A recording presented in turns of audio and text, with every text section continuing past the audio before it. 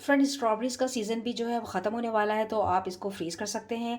जब आप घर में स्ट्रॉबेरीज़ लेकर आएँ तो एक बड़े से बोल में पानी भर लीजिएगा और उसमें 1 से 2 टेबल स्पून जो है सिरका ऐड कर दीजिएगा और इसको 5 मिनट के लिए स्ट्रॉबेरीज़ को डिप कर दीजिएगा। फिर इसको स्ट्रेन करके इसका ऊपर वाला जो पार्ट है लीफ वाला, इसको रिमूव करके प्लास्टिक के बैग्स में या प्लास्टिक के कंटेनर में आप इसको फ्रीज़ कर सकते हैं, ताकि रमज़ान में आप स्ट्रॉबेरी शेक जो है बना के इंजॉय कर सकते हैं। आपका वक्त बच जाएगा। स्ट्रॉबेरीज आपने निकाली, ब्लेंडर में डाला, दूध डाला, आइसक्रीम डालें और जो है मज़े से इसको ब्लेंड करके बर्फ़ के साथ ठंडा ठंडा पी लें। बिस्मिल्लाहिर्रहमानिर्रहीम, अस्सलाम वालेकुम फ्रेंड्स। आज हम बना रहे हैं स्ट्रॉबेरी शेक। बहुत ही मज़ेदार और जायके से भरपूर होता है, एनर्जेटिक होता है। रमज़ान में आप इसको एंजॉय कर सकते हैं।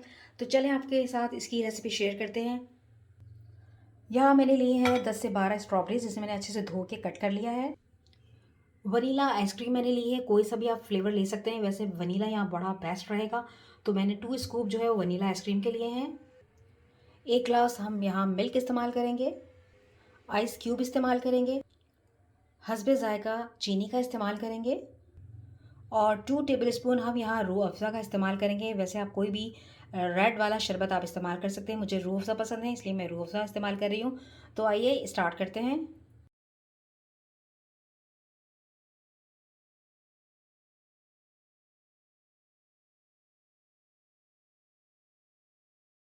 स्ट्रॉबेरीज़ हम ऐड कर देंगे अपने ब्लेंडर में। बिस्मिल्लाहिर्रहमानिर्रहीम।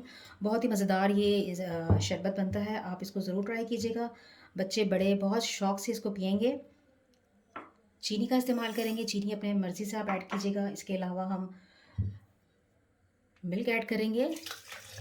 बिस्मिल्लाहिर्रहमानिर्रहीम। आइसक्रीम हम ऐड करेंगे इसमें।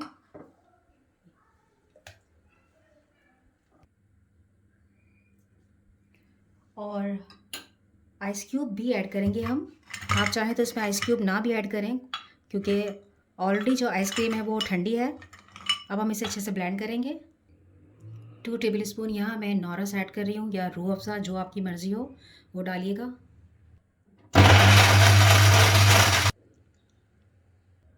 फ्रेंड्स, स्ट्रॉबेरी शेक यहाँ तैयार है, मज़ेदार सा। आप इसे ज़रूर ट्राई कीजिएगा, बहुत ही मज़ेदार सा ये फ्लेवर है इसका।